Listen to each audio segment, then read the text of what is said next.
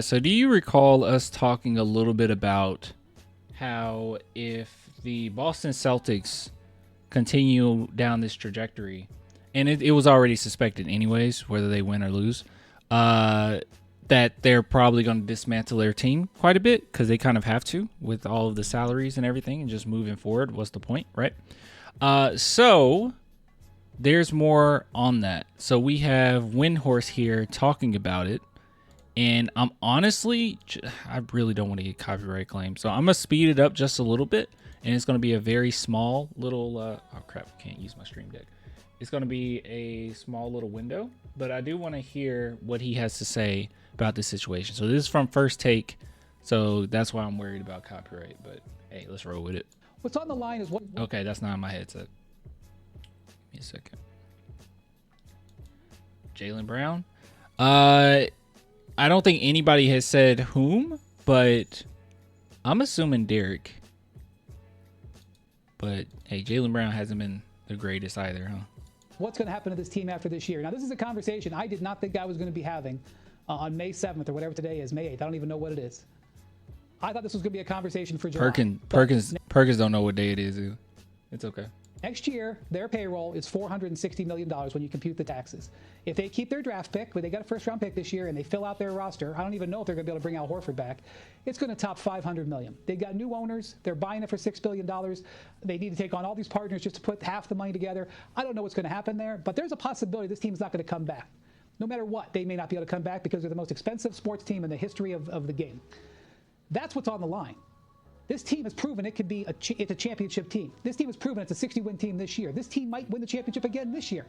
But if they don't get out of this series, I don't know how you can justify spending $500 million on the roster again. I'll tell you that.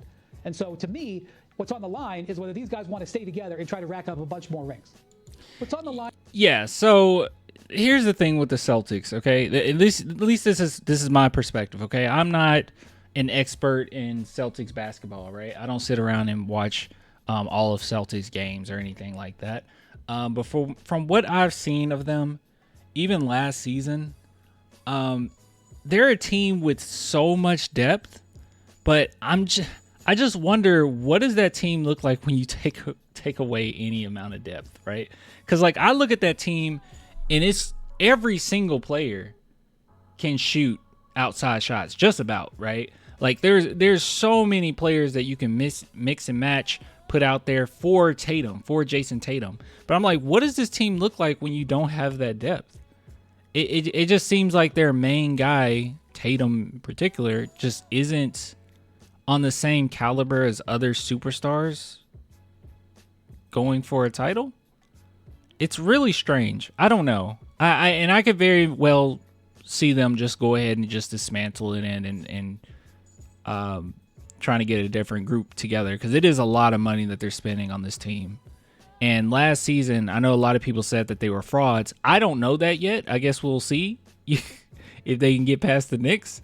But there were a lot of injuries for them to get to that point.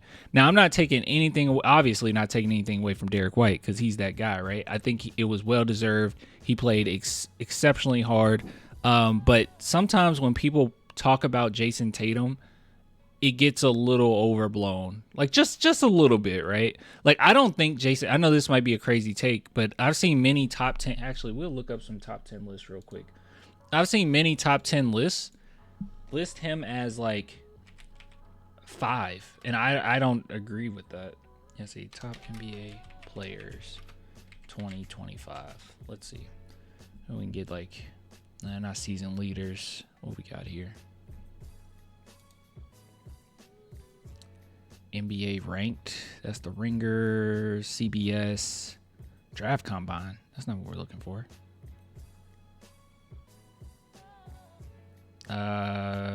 Sure. We'll look at the Ringer.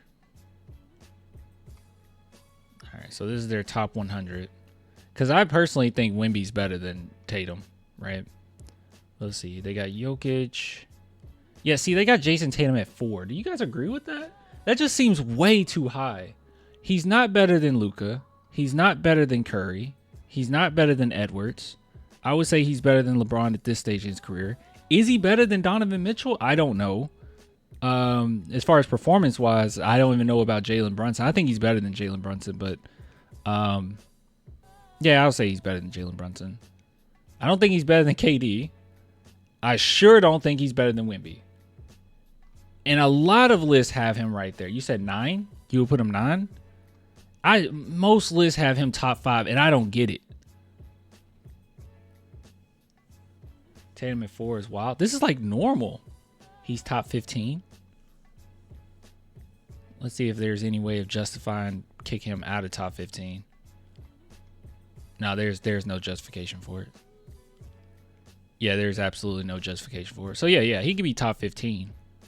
But top 5, like that's the thing. Top 5 and top 15 is a huge difference. Even 5, especially when you're at this amount of talent. Even if you're jumping, because someone said 9, if you jump from 9 to 15, that's a huge jump. I personally think Wemby's like top 5, right? I think Wemby. Let's see. I think is Wemby better than KD right now? Maybe. I think so. Maybe. Wemby's definitely top 10. Let's see. I would say, okay, Jokic is fair. Jokic is better than Wemby. SGA is better than Wemby. Right now, guys, right now. Giannis is better than Wemby right now. Luka's better than Wemby right now. That only leaves one more spot. And then it's a matter of debate. Do you think Steph Curry's probably better than Wemby, right? So yeah, Wemby's like right outside of the top 5, in my opinion. But yeah, Tatum, dude, I never understood it. So it's a weird situation over there at the Celtics. Not to say he didn't deserve, his contract. All things considered, he does. But that team, man, I don't know. A lot of people say they're phonies. I'm gonna wait and see, but I'm kind of leaning on that a little bit. But what does that mean for us? Well, there will be some pieces available, and the one that I will be looking at is Derek White. But his contract is kind of wild, guys. Here, I'll show you. It's we'll just do Celtic salaries.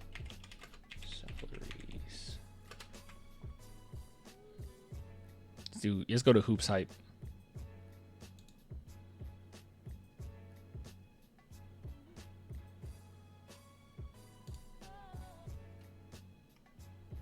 All right, so on Hoops Hype here,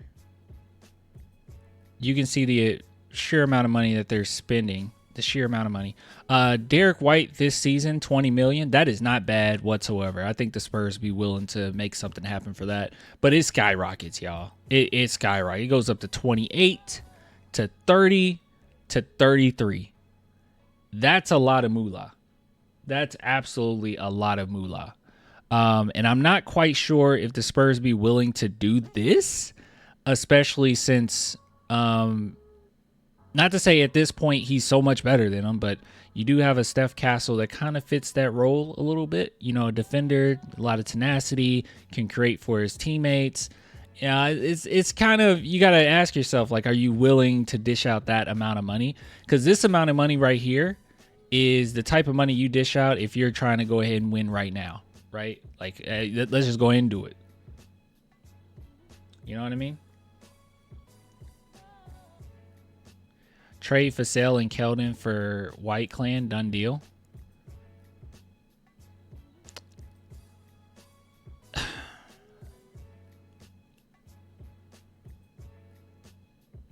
How old is Devin Vassell?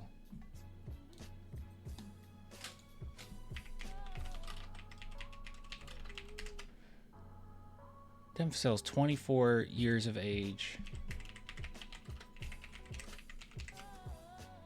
Derek just turned 30. Okay, well, that's not that bad. I don't know, guys. Yeah, I don't know about that.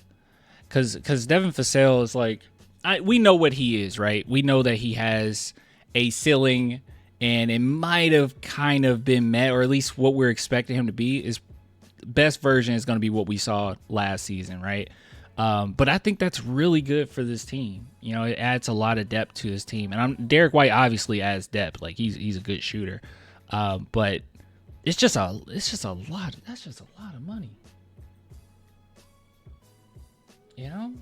That's just a lot of money. Especially for, I think Devin Vassell fits a role or a position that we need even more so than what Derek will do.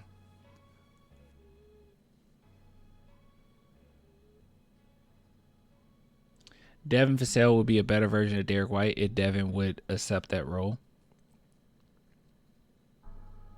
Devin, I don't think. Okay, you probably didn't mean to phrase it like this, but I don't think Devin is like a selfish player or anything like that.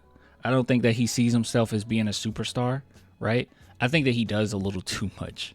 I think he overthinks. I think he does a little too much. He lacks a little bit of confidence, and that hurts him in the long run. But yeah, if he could just focus in on just scoring, that's all you have to do. It'll be easier. And he brought this up too, so it's nothing to really worry about. As far as a consistent shooter, I might not be able to base this off of recent stats. Just as you guys know, I'm the hugest Derek White fan in the world. But the longer I watch Derek White, or over the course of the years of watching Derek, I actually trust Devin Vassell. I know it's going to be crazy, but I actually trust Devin Vassell more so of being a consistent three-point shooter than I would Derek. Derek's in a really good situation right now with a lot of depth and a lot of talent around him. And not to say if he comes to the Spurs, he won't have that. It's just what we would need out of Derek, we're already getting out of a few other players already, right? Like we have Fox, they even have Wemby facilitating at times. We got Castle. We need more players that will be able to just dumb down their role rather than taking on the offense. But I don't know. It's the contract isn't. Derek White is worth this. CPA is going up. We all know this with CPA, the agreement and everything, that caps are going up. So it's not that he doesn't deserve it. It's just one of those things where I'm just like, is it necessary right now? I don't think it's necessary. I could see Derek White very much so. Like the Spurs already on their championship runs. We might even got a couple rings in. And then he wants to finish off his career with San Antonio. You know, like he hits the age of like 36. Because that's how old he'd be, right? Is he 31, 32, 33, 34? Well, about 35. Like he hit about 35. He still got some years left. His high basketball IQ, he'd be totally fine. And then just kind of finishing off his career with us and really helping us go forward. But I don't know. Castle's advantages aren't as useful as small forward, even though he can play that position. He's huge for a guard, but kind of small at forward. Yeah, it's going to be on occasion that you can move him small forward, but he can hold his own for a period of time. So you basically saying you rather pay Sohan than White? Yeah. Wait, how did Sohan become a part of this conversation? I didn't even look at the chat. What? Oh, that's Caps. Caps a troll. Caps isn't trolling. He just hates Sohan. Good God, I'm not gonna engage in that because I'm trying to figure out where White would fit at starting role. That's where I'm thinking. I'm like, I guess that's my biggest hang up here is just like how will he fit, right? For what the Boston Celtics need, he's perfect. For us, we kind of have a player or two that fits the role that we would need of him, and they're going to pay way less right now. I could just see by the end of everything that he comes to San Antonio and we give him a decent deal and finish off his career with us. I think that would be very fitting at that point when we're already an established team. I guess that's my main thing. Just get established. I don't know if bringing in Derek White brings us... I guess that's another thing. I don't know if bringing in Derek brings us closer to our goal of, cohesion amongst the team, because we still don't have like great player cohesion. Like we just got Fox. I don't know. You know what I mean?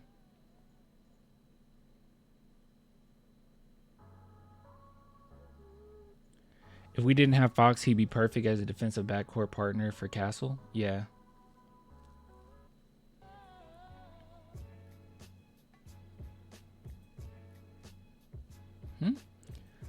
What is Spurs 27 talking about? No content then. Hopefully one of y'all send it to him. What are we talking? What? Derek is a redundancy. Derek White could be 1, 2, 6-man, 3 in a small lineup. Every team in NBA needs that type of player, especially Spurs. I just feel like we got some players that can fit that.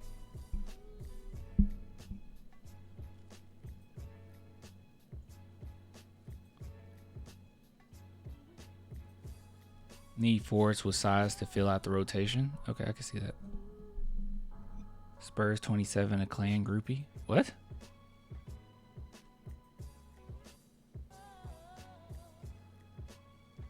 Is Mamu actually leaving, or I hope not? More than likely, Mamu is gone, right? Like, there's only certain opportunities. There's only a certain amount of opportunities that you get in the NBA to make more money. And even if he leaves the Spurs and he makes 3, 4, 5 more million, like, that's definitely worth it for him, you know? It's kind of like, Boban, when Pop just basically told him, yeah, just go leave. Like, go make some money. Kind of the same thing. He's not going to stay. There's no way. All right, we'll take this one. Thanks for the super chat, George. He says, I don't ever want to think about losing Wemby, but are we going to have to be in serious win mode going forward? And also, when can we sign Wemby to a max? I'm pretty sure you can sign. Hold on, let's go to the Spurs. So first off, I would not worry about. Here we'll go to teams. Yeah, first off, I would not be worried too much about the whole, like,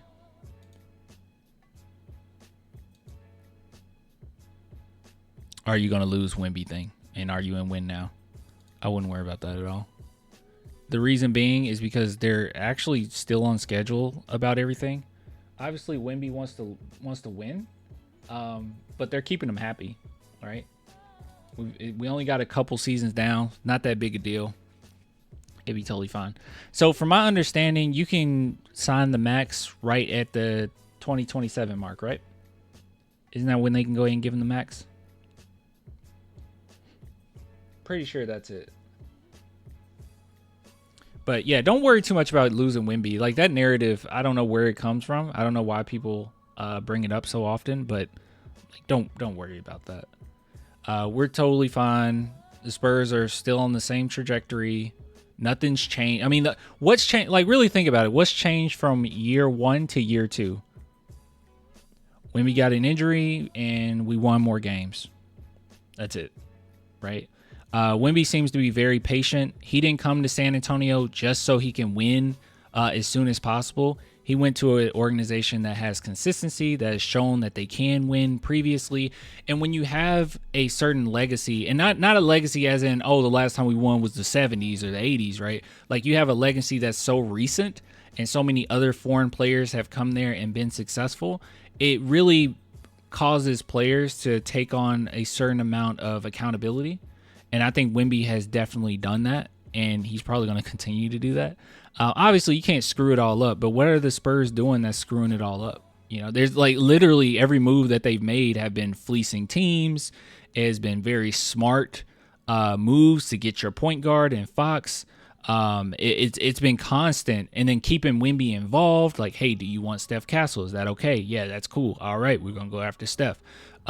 Just constantly in communication with them, constantly making good decisions. I don't know why we would even worry about it at this point. You know, like, we're worried about worrying. Like, we're worried about the Spurs messing something up when we have a track record of not really doing that, right? So yeah, we lost Kawhi. We were going to lose Kawhi regardless.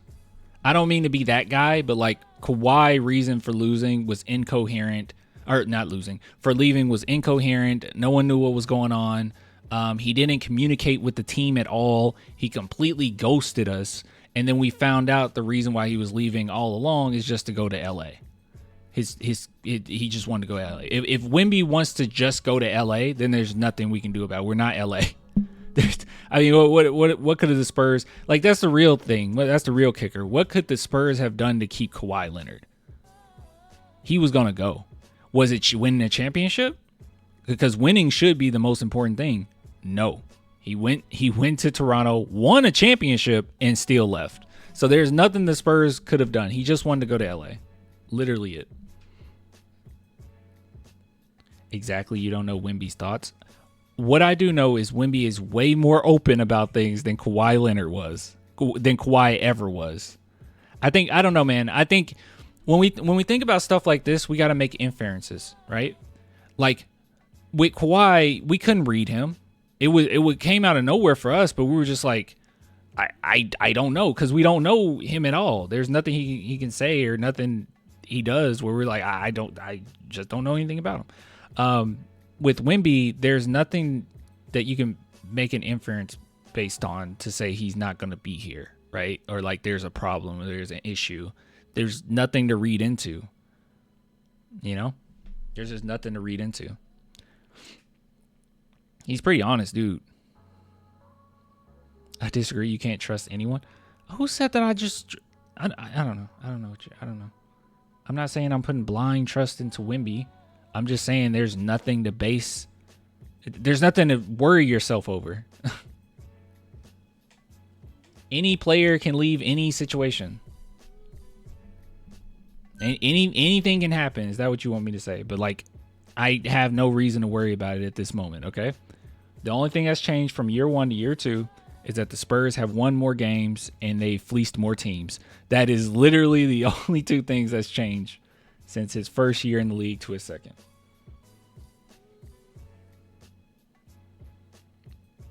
Wemby is very open and transparent. Kawhi never spoke and was quiet. Hard to read Kawhi. Yeah. And another thing that makes me a little bit more chillaxed with Wemby too is he's already voiced any concerns that he's had, right? Like, we're going to know. He's not going to hold back, really. Like, it's pretty apparent that he's not going to hold back. Is it possible that he will? Sure. But like, thus far, he's talked about stuff that he's had issues with already, you know? He's very open. He's very honest. Wemby and Kawhi have 2 completely different personalities. Yeah, for sure. Yeah, Kawhi, it came out of nowhere and people didn't want to believe it. I was one of those people that didn't want to believe it until I got a DM from one of the coach's sons. But yeah, I didn't want to believe it either when all that was going down. But we didn't really know him, right?